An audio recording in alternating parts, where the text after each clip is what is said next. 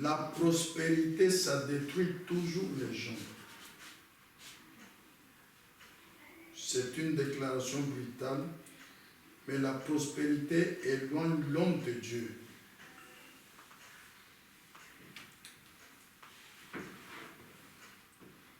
C'est pourquoi, mon frère, ma soeur, si jamais le travail te fait obstacle pour aller à l'assemblée, tu n'es pas en ordre avec Dieu. Mais je vous ai dit qu'il faut chercher Dieu. Pour vaincre, Dieu doit être devant toi, te montrer ce que tu dois faire. Alors il faut prier. Seigneur, donne-moi la capacité d'aller parler à mon patron pour qu'il change mon horaire ou qu'il me change de poste de travail. Pour que le soir où je dois venir au culte, je ne sois pas bloqué au travail. Quand Jacob avait prié, lorsqu'Ésaü allait venir le tuer, Dieu a touché le cœur d'Ésaü et Ésaü l'a embrassé au lieu de le tuer. Le même Dieu est au milieu de nous. Il peut te donner la victoire devant ton patron.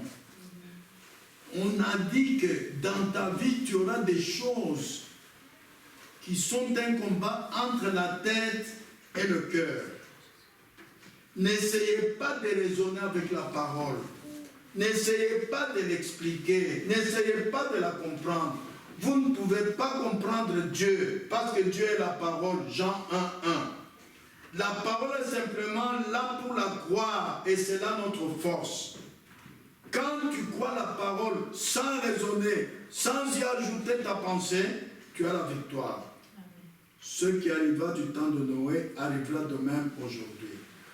Dieu lance toujours un cri de miséricorde avant de lancer le cri du jugement. Mais Dieu n'aime pas qu'on le sous-estime. Amen. C'est pourquoi il nous dit maintenant en Apocalypse, je châtie ceux que j'aime, repentez-vous. C'est le temps de la repentance maintenant. Levez-vous, que chacun examine sa vie et qu'il soit sincère devant Dieu. Il s'agit pour que tu sois agréable à Dieu, pas à l'Église, pas au prédicateur, à Dieu. Et Dieu, il est le Dieu de justice. Il dit, il châtie ceux qu'il aime. Alors, ne sois pas victime du châtiment de Dieu, s'il vous plaît. C'est le temps de la repentance. Repentez-vous, que chacun de nous mette sa vie en ordre, parce que d'ici quelques semaines, nous irons à la table du Seigneur. Que tu viennes à la table du Seigneur d'une manière digne et Dieu te bénira. Prions tous ensemble. Seigneur Jésus-Christ, une fois de plus, Seigneur, je te remercie de m'avoir donné cette opportunité de m'approcher devant toi. Toi qui purifies, toi qui pardonnes, toi qui fais que Seigneur Jésus, en entrant à cet endroit que je suis venu avec des problèmes avec les cartons, laisse que je puisse sortir, Seigneur Jésus, justifié par toi, justifié, Seigneur Jésus, par le sang que tu as versé. Seigneur Jésus, moi, Seigneur, bien-aimé, Père Céleste, je connais mon cœur, tu me connais mieux que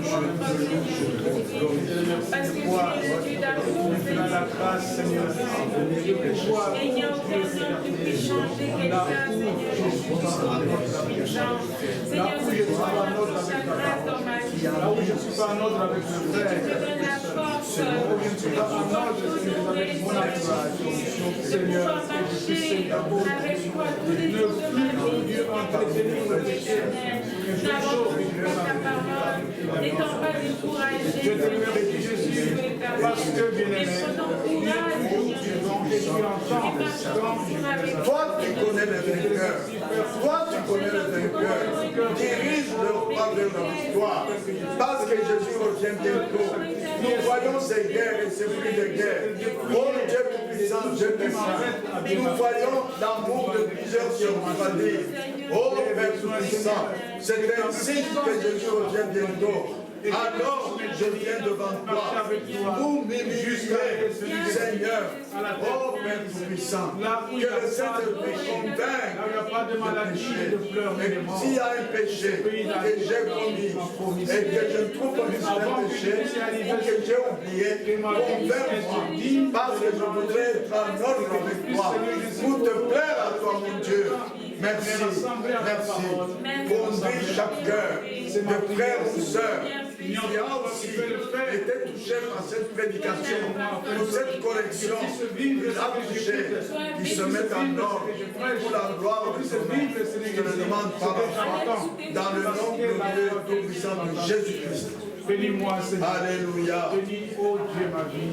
J'ai besoin de toi. Au nom du Seigneur Jésus-Christ. Je m'abandonne ça entre tes mains.